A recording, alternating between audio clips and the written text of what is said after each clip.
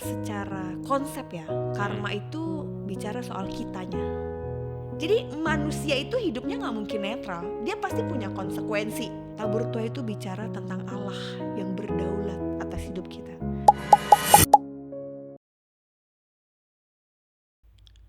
Jemaat bertanya, bagaimana kekristenan menjelaskan konsep tabur tuai itu dan apa bedanya dengan karma?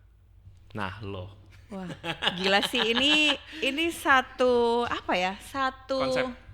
konsep yang menarik tapi juga susah gampang ya sebetulnya gitu. Mungkin kita mulai dari ini kali ya. Dari arti kali ya. Arti dulu ya, karena gue tahu setiap orang itu pasti punya pandangan yang berbeda-beda soal karma. Betul. Ya mungkin kita bakal ngomongin secara general dulu ya, kayak basicnya aja kayak pemahaman normal gitu. Kalau menurut lu sendiri, yang setaunya lu nih, karma itu kayak gimana? Gue pernah baca beberapa pengertian tentang karma itu. Nah, karma itu kan asal muasal itu kan dari agama-agama timur ya sebenarnya gitu. Tapi di antara semua pengertian itu yang general adalah karma itu apa yang kita lakukan, yaitu yang balik ke kita. Yang kita dapetin. Yang balik ke yang kita dapetin gitu. Ya kalau kita ngelakuin baik ya kita dapat baik. Tapi kalau kita ngelakuin jahat ya kita dapat yang jahat. Itu secara general yang gue tahu. Oke. Kalau yang gue tahu itu karma itu sebenarnya, seingat gue ya, correct me if I'm wrong. Kalau karma itu artinya sebenarnya perbuatan. Oke. Jadi perbuatan yang apa nih kayak gitu kan, perbuatan yang baik sama perbuatan yang jahat yang bisa menghasilkan sesuatu gitu kan. Nah, beberapa agama timur itu ada yang bilang supaya nanti reinkarnasi bisa dapetin yang lebih baik kalau lu ngelakuin karma baik gitu. Karma baik ntar next life-nya bagus lah kayak gitu ngomongnya. Ada juga, tapi gue gak tahu ya, ini karena mungkin punya pandangan berbeda-beda. Betul. Soalnya waktu itu gue pernah jualan ini, sarang walet. Oh, oke. Gue pernah jualan sarang walet nih. Mungkin beberapa orang yang tahu, biasanya kalau sarang walet kayak gitu, ada artinya kayak, wah lu itu merusak kandangnya burung walet. Ya. Jadi lu mesti mesti sering-sering sedekah. Buat ngebalancing itu. Makanya gue selalu melihat kayak karma itu, hukum karma ya, itu sebenarnya kayak neraca kayak gitu. Which is setelah gue pelajarin ternyata itu kayak ada hubungannya sama Egypt, kayak pas zaman Mesir gitu kan, kalau mereka mati itu ada neraca. Habis itu jantungnya mereka ditaruh di satu scale, habis itu satu scale-nya lagi tuh kayak ada bulu warna putih gitu lah. Nah, pokoknya gue nonton film juga. Ringan lah itu. Suatu hal yang ringan, tapi itu namanya bulu kehidupan or something like that gitu. Kalau kita itu lebih berat dari bulu kehidupan, ya udah berarti lu masuk neraka, something like that kayak gitu. Yang gue tahu ya, tahu. Tapi correct me if I'm wrong ya, karena gue juga pengetahuan general akan karma itu seperti itu. Nah, tapi balik lagi kita kan nggak mau fokusnya ke karmanya ya, tapi kita kasih baseline dulu nih, karma itu yang kita dapetin itunya kayak gitu. Iya, karena saya juga punya pengalaman temen gitu ya. Ya arti antara karma dan tabur tuai dia belum percaya. Iya, dia belum percaya, tapi awal-awal kita ngomong tuh dia ngomong selalu karma. Terus karena ngomong terus, jadinya karena saya bilang tabur tuai, dia ngikut gitu. Ngikut ngomong pakai tabur tuai gitu. Iya. Nggak gitu. Paham deh apakah karena dia ngikut aja atau karena dia ngerti nih. Kayak ngikut aja lah kayak gitu. Iya. Karena mungkin untuk orang awam ya, dulu gue sebelum jadi Kristen juga gue ngerasa itu hal yang sama sebenarnya kan. Kamu nyaru. Bahkan tiap orang ngomong karma aja gue bakal bilangnya kayak dalam bentuk tabur tua itu kayak gimana kayak gitu. Nah, tapi balik lagi kita kan mesti tahu nih perbedaannya apa kan, karena tentu saja ini konsep yang berbeda kan, pasti kan kayak gitu. Nah, menurut lu kayak gimana nih? Secara konsep ya, karma itu bicara soal kitanya. Cuman ke kitanya aja gitu. Fokusnya ke diri kita. Ke kita dong. Jadi manfaatnya apa, buruknya apa, untungnya apa gitu, hanya kita. Hanya maksudnya pokoknya apa yang kita lakukan itu yang kita terima. Jadi orang-orang sekitar tuh ya mungkin bisa berdampak, tapi ujung-ujungnya ke kita gitu. Nah itu karma yang secara general yang saya tahu. Gitu. Pokoknya ada sebab akibat gitu, perbuatan segala perbuatan, entah itu ucapan, entah itu apalah ya, yang keluar itu akan balik ke kita. Semesta yang membalas. Iya. Kalau nggak salah banyak itu kata-kata seperti itu. Betul, setuju. Nah, tapi kalau dalam tabur tuai, waktu saya persiapan ini ya juga, wow, gak kepikir ya, misalnya bisa sampai ke konsep itu gitu. Nah, hukum tabur tuai yang saya coba baca-baca dan saya coba cari di tafsiran dan lain sebagainya gitu, untuk mengerti gitu tabur tuai itu apa dalam kekristenan. Istilah ini tuh ada dalam Alkitab. Di Galatia 6 ayat 7 saya bacakan ya. Jangan sesat, Allah tidak membiarkan dirinya dipermainkan. Karena apa yang ditabur orang, itu juga yang akan dituainya. Nah, Paulus kan, ini kan ditulis oleh Paulus. Paulus waktu itu sedang kasih tahu, sedang jelasin kalau kehidupan manusia itu punya konsekuensi moral dan punya konsekuensi rohani. Jadi manusia itu hidupnya gak mungkin netral, dia pasti punya konsekuensi. Itu dulu. Konsekuensi moral sama konsekuensi rohani gitu. Maksudnya gimana tuh? Ini dulu kita mengerti bahwa kan betul apa yang kita lakukan pasti ada konsekuensinya. Ada konsekuensinya. Yeah. Kalau kita nyuri ya kita ketangkep pasti masuk penjara. Itu pasti gitu. Tapi sebenarnya di dalam kekristenan tidak semudah, tidak segampang atau tidak sesederhana bahwa lu nyuri, lu dosa. Lu nyuri, lu masuk penjara gitu. Enggak cuman sekedar itu gitu. Enggak cuman sekedar bahwa ya itu konsekuensi yang harus lu terima. Lu lari-lari nih, lu jatuh. Lu ngebut, lu pasti nabrak. Itu konsekuensi moral, konsekuensi yang pasti dialami. Oh berarti contohnya kayak tadi lu bilang kan, apa lu lari jatuh atau enggak lu nyuri masuk penjara. Berarti kayak kalau gue ngomong kayak gini ya, gue menabur tindakan jahat, akhirnya gue menuai ya gue masuk penjara, itu salah? Bener dong, itu konsekuensi moral yang lu pasti terima. Oh, konsekuensi moralnya. Ya. Oke, berarti tapi makanya tidak sesederhana itu. Jadi Paulus beyond there berarti masih ada lebih dari situ. Betul, nggak cuma titik bahwa apa yang kita lakukan kita dapatkan. Apa yang ya itu entah itu buruk entah itu baik ya. Sampai situ iya dong. Karena apa yang kita tabur kita tuai. Iya. Petani nabur jagung nggak mungkin dia tuai cabe. Menarik, ya tapi boleh. Ya dong, ya kan. Nah, rugi sih. Makanya Paulus lanjutin gini, barang siapa menabur dalam dagingnya, ia menuai kebinasaan dari dagingnya. Tetapi barang siapa menabur dalam roh, ia akan menuai hidup yang kekal dari roh itu. So, ini bukan hanya bicara soal kedagingan kita. Tapi ini bicara soal roh. Jadi tabur tuai dalam Alkitab itu bukan bicara soal uang, materi, kerjaan, bisnis. Tapi bicara soal bagaimana kehidupan rohani kita. Bagaimana karakter kita. Tentu bagaimana relasi kita sama Tuhan. Oh jadi tabur tuai itu ngomongin tentang relasi kita sama Tuhan. Yes. Tadi kan ada tuh namanya kayak konsekuensi moral sama konsekuensi spiritual. Iya. Berarti bagian relasi sama Tuhan itu ada konsekuensi spiritual ya Kak? Konsekuensi spiritual tentu. Kenapa? Karena ini ditarik dari begini. Kita ini kan manusia berdosa ya. Kita manusia berdosa. Harusnya ketika kita melakukan dosa, siapa yang dihukum? Kita dong. Yeah. Loh, wong kita yang melakukan kok. Yeah. Wong Adam dan Hawa dan lalu dosa keturunan kita kok sampai ke kita. Yeah. Tapi kita nggak tuai hukuman itu. Siapa yang tuai?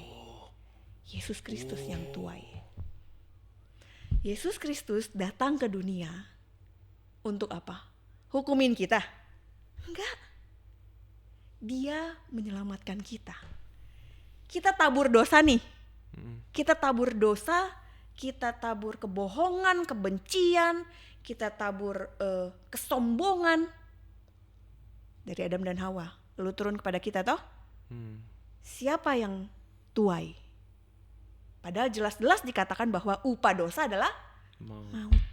Tapi siapa yang tuai? Yesus Kristus. So, hidup kita sudah miliknya Tuhan.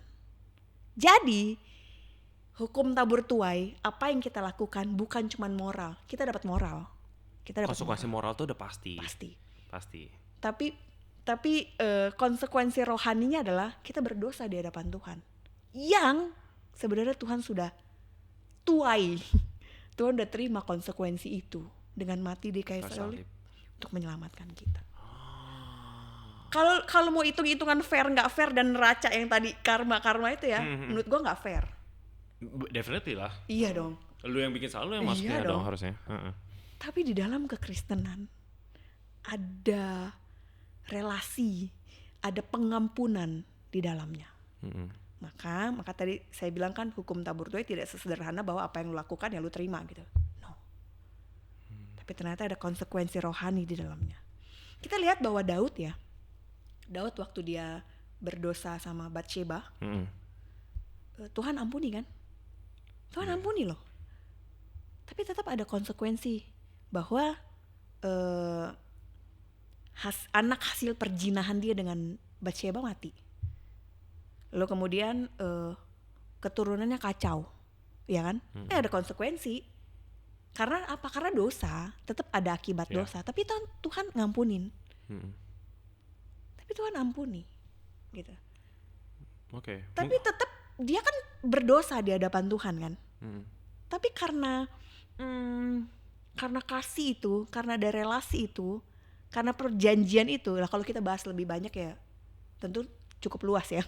Bahas lagi soal perjanjian, bahas lagi soal yang lain gitu. Tapi yang saya mau katakan bahwa Daud tetap diampuni.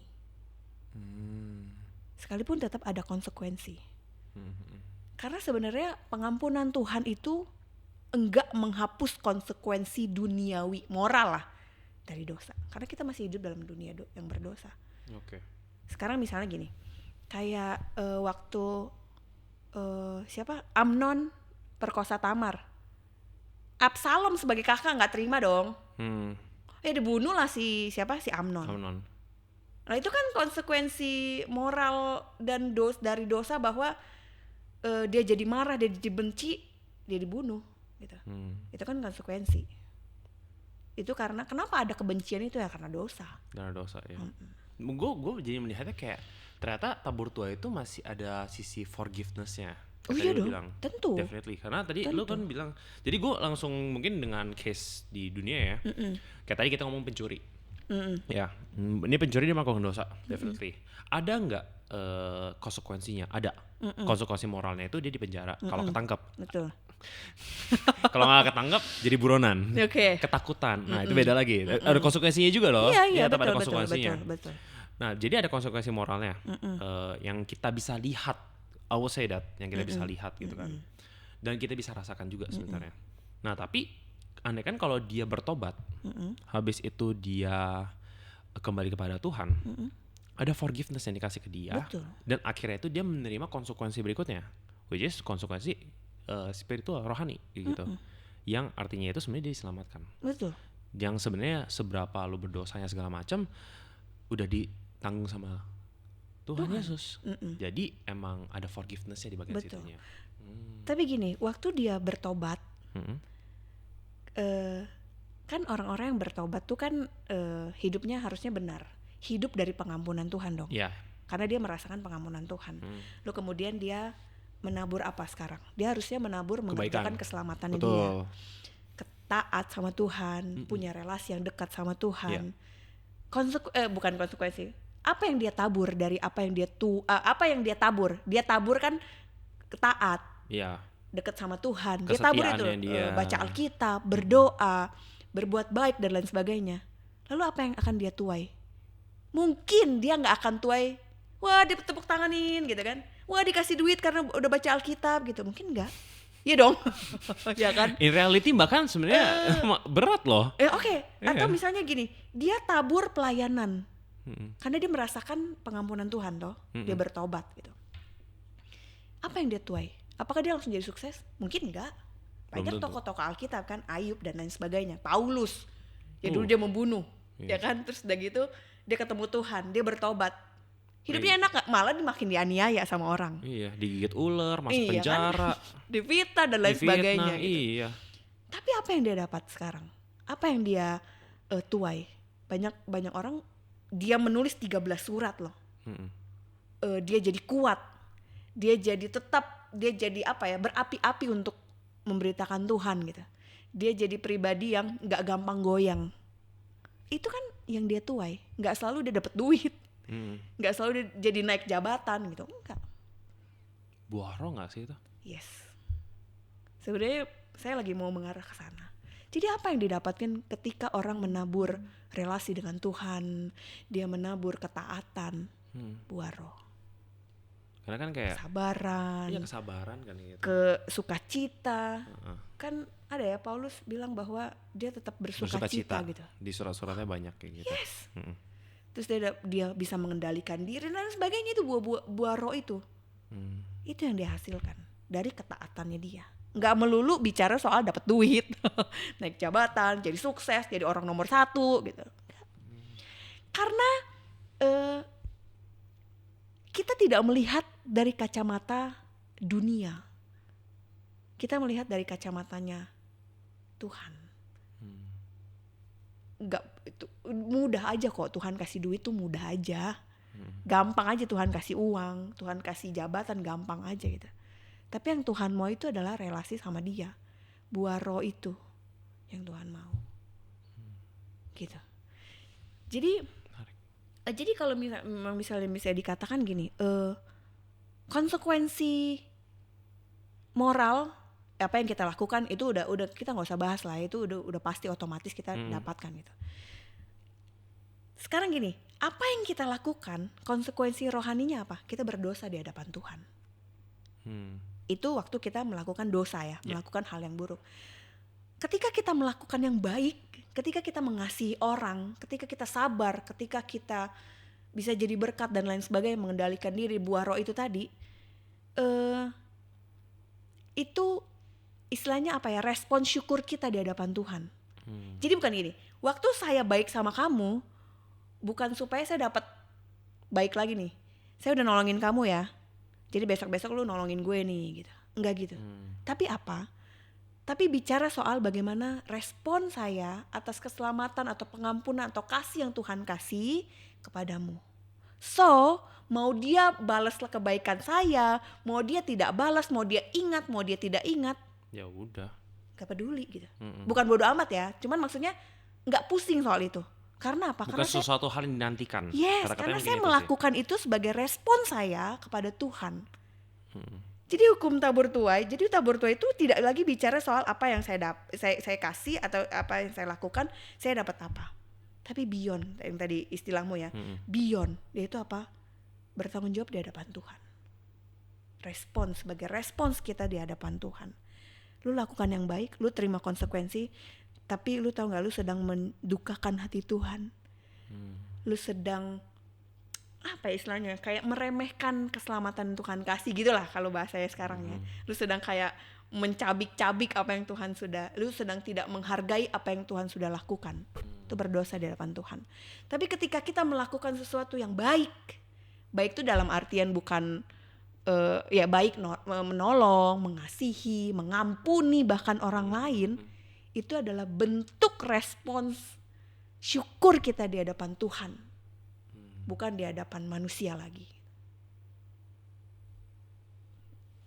Nanggap gak ya poinnya? Oke, gue nangkep. Jadi kayak gue coba ngerangkumin bagian terakhir ya tadi. Dimana kayak tadi lu bilang ketika kita tabur tua itu ya, gue ngomongin sedikit dengan karma sama tabur tua deh kalau gitu. Karena kalau tabur tua itu dari yang lu ngomongin itu gue kerasanya cuma sampai ke konsekuensi moral. Lu ngelakuin apa, bakal dibalasnya apa gitu. Dan itu yang dinantikan sebenarnya kan. Jadi mereka menantikan namanya sesuatu hal yang berfokuskan pada dirinya. Kayak lu ngelakuin baikan supaya hokinya ke lu lah. Minimal atau enggak dia ada return on investment kali ya, kalau bisa ada investmentnya gitu ya. Mungkin apa ada istilahnya ininya. Transaksional mungkin ya. Jadi karena emang ada satu sisi ada gue mau ini, makanya gue kasih ini. Betul. Gue kasih ini makanya dapat ini gitu. Cuma kalau untuk tabur tuai sendiri itu sebenarnya kita menabur apa, yaitu emang aksinya kita yang tanggung jawabnya itu sama Tuhan sebenarnya. Karena fokusnya udah sama Tuhan, bukan sama orang lagi. Ada nggak konsekuensinya? Definitely ada kayak gitu kan. Cuma bukan sebagai satu fokusnya lagi gitu, bukan sebagai tujuannya. Kayak lu ngebantu orang supaya dapat di-praise, supaya lu oke lah kita ngomongin jadi jemaat jadi pelayan Tuhan gitu ya. Jadi sering pelayanan segala macam kayak gini, mungkin lebih relate ya sama orang-orang gereja gini. Betul. Lu pelayanan dadedor kayak gini. Kalau lu fokusnya itu buat dapetin puji-pujian, buat dapetin apa, itu bukan lu lagi nggak ngejalanin ini gitu. Karena fokusnya itu bukan Tuhan. Betul. Karena harusnya fokusnya Tuhan, karena emang yang kita tabur itu sebenarnya untuk Tuhan gitu. Kalau kita ngelakuin dosa, berarti balik lagi kita melukai hati Tuhan. Tapi kalau kita ngelakuin hal yang baik, berarti kita itu bentuk respon kita untuk Tuhan. Kayak kita sayang sama Tuhan, makanya kita ngelakuin ini. Respon atas keselamatan dan pengampunan Dia buat kita. Yang udah kasih ke kita kan. Dan andaikan orang lain memberikan kebaikan kepada kita, tanda petik, contohnya kita ngelakuin kebaikan, habis itu mereka kasih kita sesuatu gitu. Ya nggak apa-apa, tapi itu kan bukan fokusnya. Betul. Bukan tujuannya. Beda sama karma, karena kita kadang-kadang ngelakuin sesuatu supaya mendapatkan sesuatu juga. Kayak gitu. Karena kalau misalnya kita cuma berhenti pada ikut Tuhan, bisa kaya. Ikut Tuhan ikut Tuhan gitu kan. Misalnya oke, kita ganti dengan kata ini, maksudnya melayani Tuhan bisa kaya. Terus dari itu jadi majelis gitu kan, bisa majelis atau pelayan Tuhan lah ya, bisa sukses gitu. No, karena itu tadi Tuhan bisa aja ngasih kita uang. Tuhan gampang aja kasih kita sukses. Tapi yang Tuhan mau tuh relasi kita sama Tuhan. Buah roh itu yang Tuhan mau untuk kita punya gitu. Itu sebenarnya tuai juga, itu kita menuai. Tuainya itu dalam bentuk buah roh, bukan dalam bentuk hal materi. Karena itu bukan suatu hal yang dicari. Bisa dapat gak? Ya we cannot deny, bisa. Betul. Tapi itu bukan fokusnya lagi. Betul. Mungkin kalau misalnya nih kita orang yang jujur ya, kita orang yang rajin misalnya. Di kantor, selama ini sih saya belum pernah ya dengar bahwa lu jujur lu dapat duit gitu. Tapi apa? Naik jabatan mungkin. Nah, dipercaya toh? Ya, dipercaya project-project atau apapun lah gitu.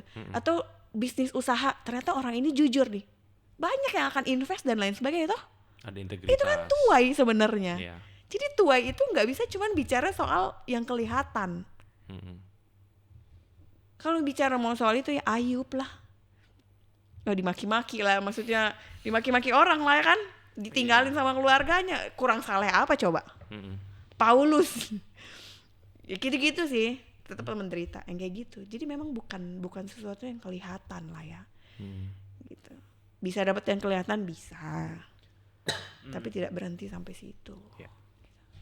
Mau menarik sih sebenarnya kalau misalnya mau bahas lebih tajam, lebih dalam, lebih luas ya.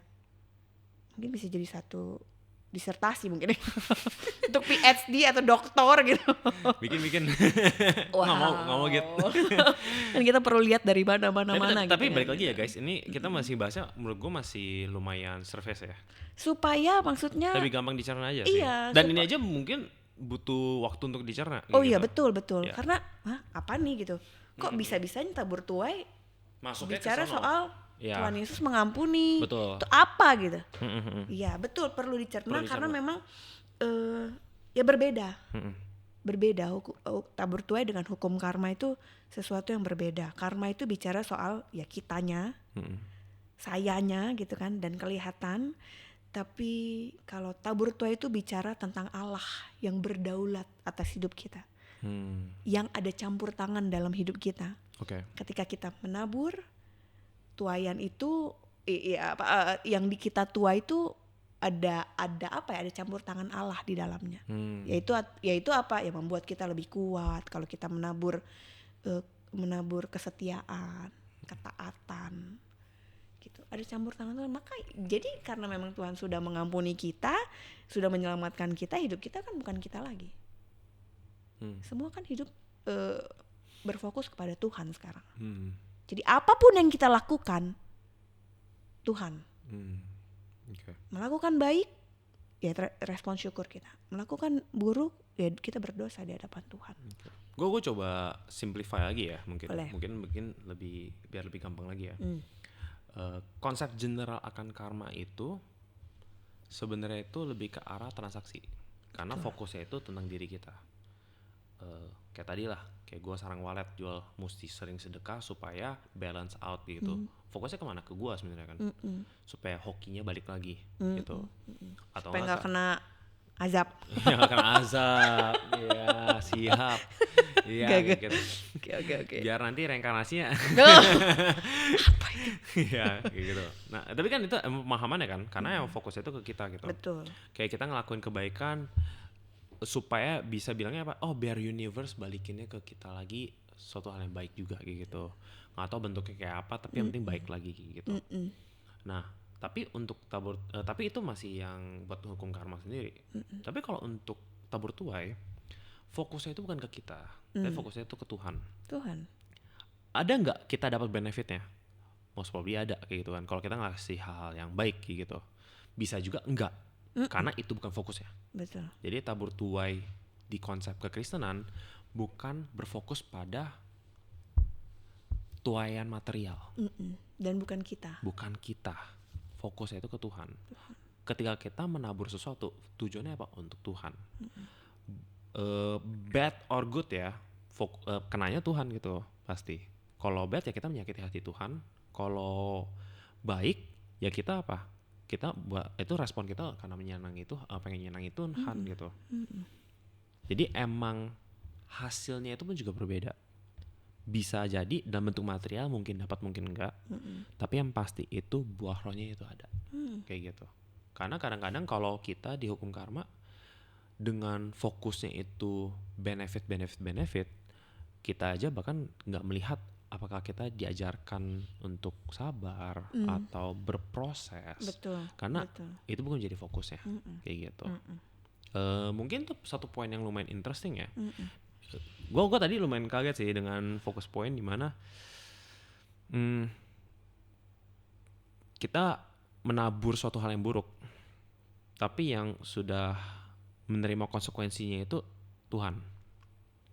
Gue nggak kepikiran itu sebenarnya, karena ketika kita masukin konsep itu di dalam konsep tabur tuai ya, maksudnya Tuhan menyamakan kita ambil konsekuensinya kita itu ya, itu menjadi satu respon yang harusnya mind blowing for us, harusnya, karena itu merupakan bentuk cinta Tuhan ke kita.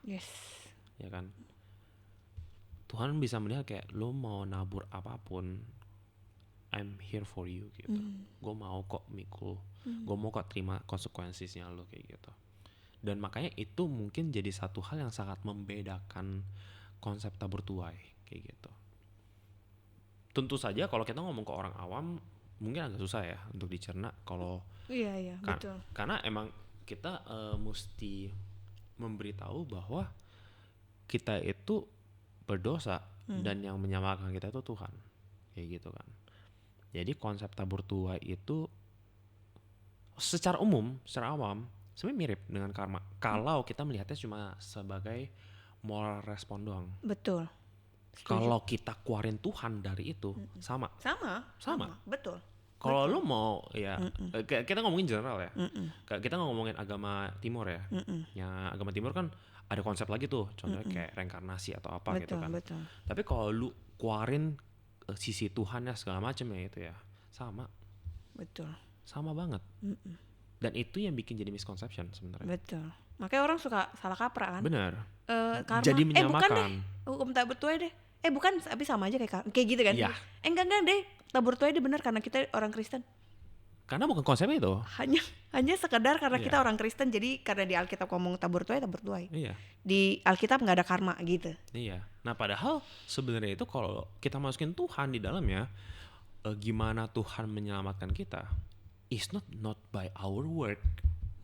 Baik lagi, gue jadi keinget kayak artinya karma itu apa? Karma kan yang gue tahu tadi ya, itu kan perbuatan. Perbuatan siapa kita? Fokusnya perbuatan kita.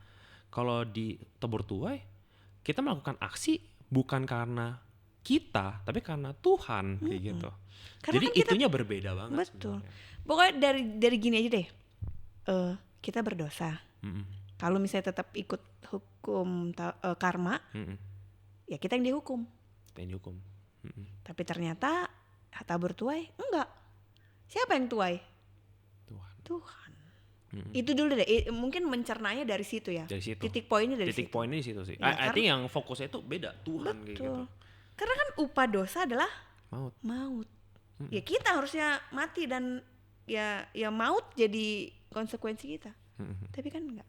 Yang harusnya jadi apa ya? Jadi tuayannya kita kan maut, binasa.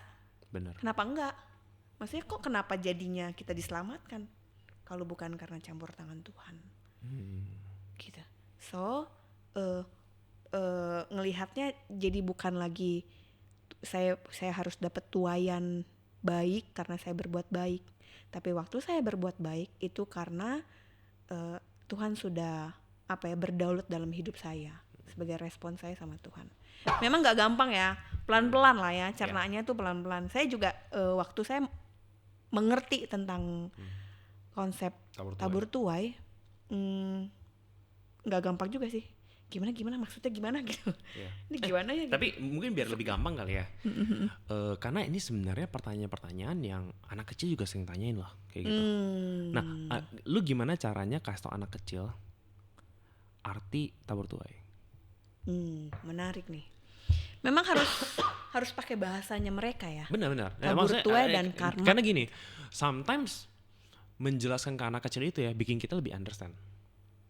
Betul, karena lebih sederhana kan. Karena lebih sederhana. Jadi menurut lu gimana nih? Mungkin buat kita yang tadi kayak dulu kayak ribet banget sih gini.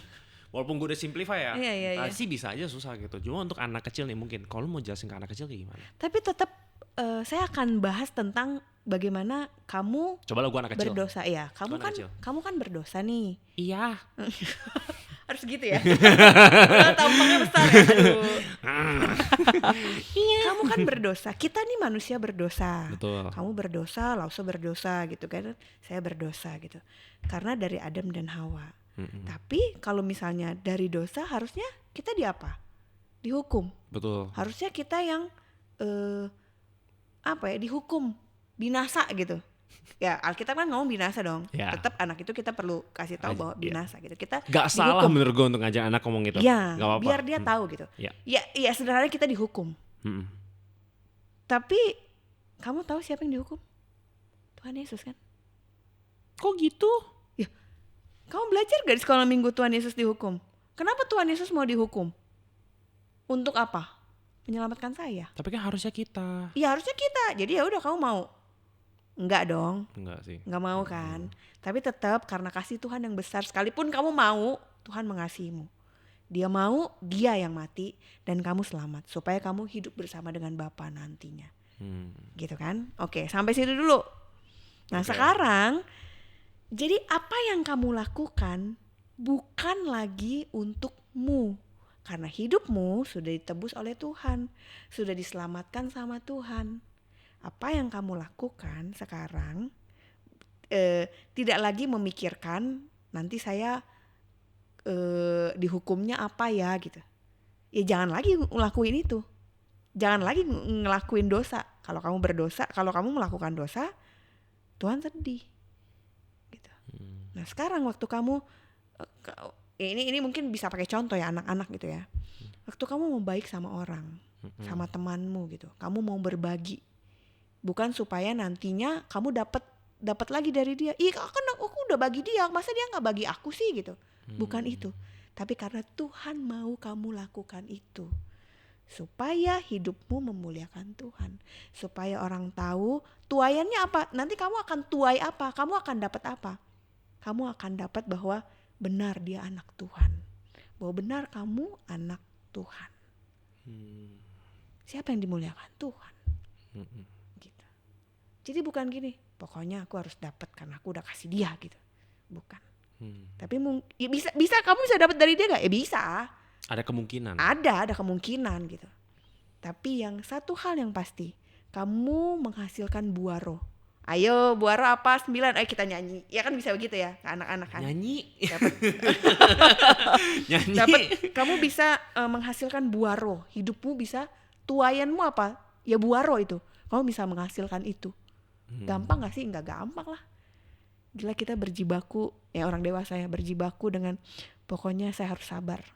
Ujian Tuhan datang, sabar gak lu? Kan itu gak gampang. Disuruh wait and see aja mikir. Nah itu dia. Terus dari itu kamu menghasilkan buah roh, apalagi yang dituai? Kamu dilihat sebagai benar, kamu anak Tuhan. Kamu bukan anak hantu. Tuhan. Krik ya, oke lah. Lu jokesin anak kecil gitu? Gak tahu ya, gak tahu anak zaman sekarang. Lu aneh banget. Aduh ketahuan umur. Oke. Make sense. Iya, jadi maksudnya apa yang kamu tuai?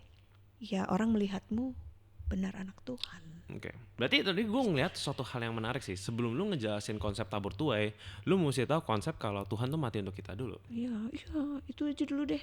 Itu jadi sesuatu basic sebelum kita ngomongin ke tabur tuai kayak gitu. Karena kalau kita tidak ada basic seperti itu, tabur tuai akan sama seperti kayak karma. Dan mungkin yang saya harus bilang, untuk mengenal atau mengerti tentang Tuhan, apa yang dikerjakan, perlu Roh Kudus untuk menolong kita. Yeah. Karena menurutku ya, kebenaran Tuhan, kebenaran firman Tuhan itu beyond dari logikanya kita. Bukan berarti nggak bisa dijelaskan ya, bisa dijelaskan. Tapi itu beyond dari pikiran kita, gitu loh. Jadi memang perlu Roh Kudus lah yang membuat kita mengerti dan relasi kita sama Tuhan. Dengan pengalaman, dengan kesaksian hidup, dengan kisah hidup kita, pergumulan dan lain sebagainya, akan membuat kita makin mengerti. Oh, ini maksudnya gitu. Gitu sih. Yeah. Apalagi tentang hukum tabur tuai, hukum karma dan tabur tuai ini ya. Itu memang nggak gampang sih waktu baca juga. Tapi suatu hal yang sering dipertanyakan dan menurut gua kalau kita bisa membahas dalam bentuk bahasa yang lebih mudah, kayak tadi ngomong ke anak kecil kayak gimana, I think itu a step kayak pelan-pelan melangkah ke arah sono sih kayak gitu. Itu suatu hal yang menurut gue kayak gila ini inspiring ya. Kenapa? Karena ketika lu benci sama orang gitu ya, habis itu lu bilang kayak biar Tuhan yang menghukum, biar Tuhan yang balas. Balasannya Tuhan itu pengampunan buat dia. Lu bisa terima gak kayak gitu? Bener banget. Iya kan? Iya. Habis itu gue kayak gila lu. Lu bilang Tuhan yang balas, Tuhan kasihnya pengampunan. Gimana tuh? Makanya langsung bahas yang Filemon kan. Ya, itu Filemon sama apa sih yang pekerjanya itu ya?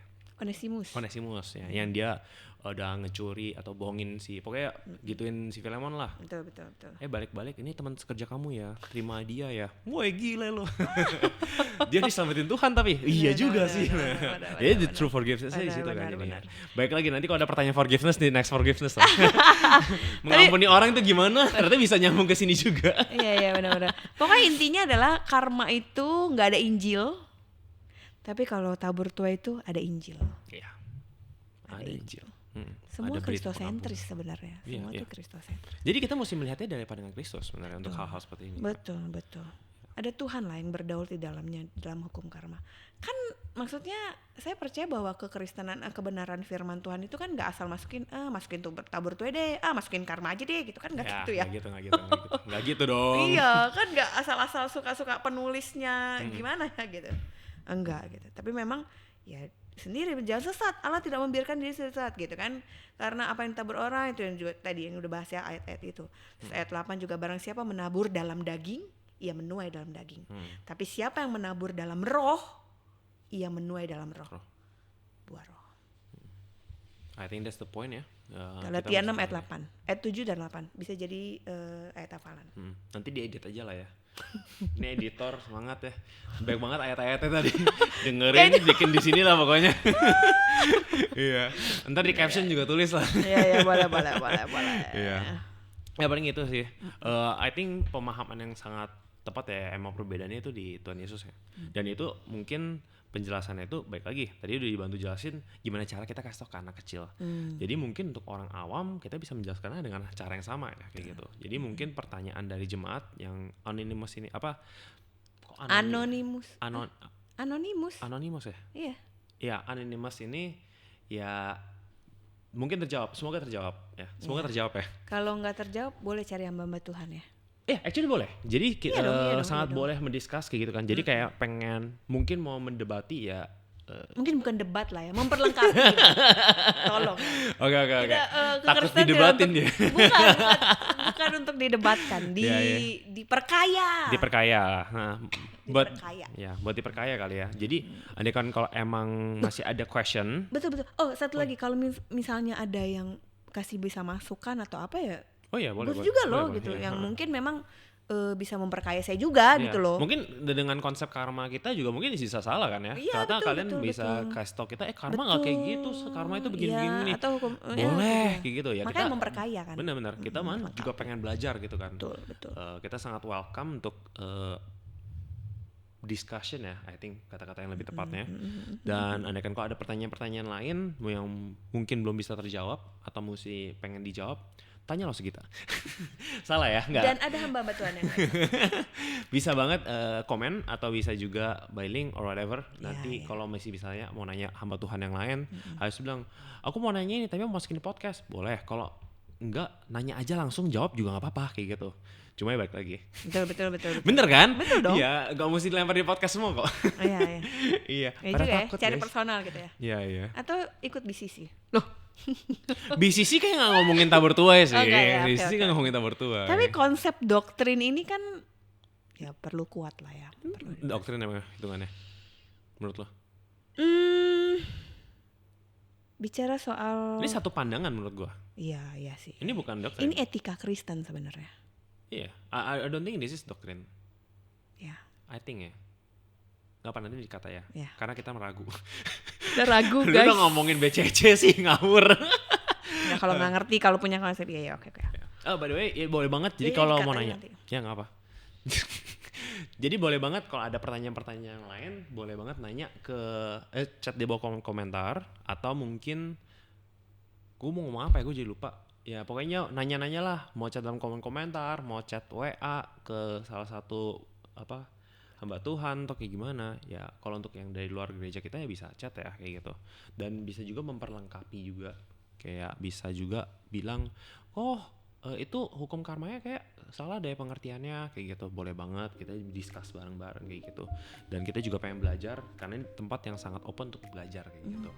So yeah, that's it. So andaikan kalau ada question lagi, see you in the next question. Stay swipe. Bye bye. Tengah. Bye bye.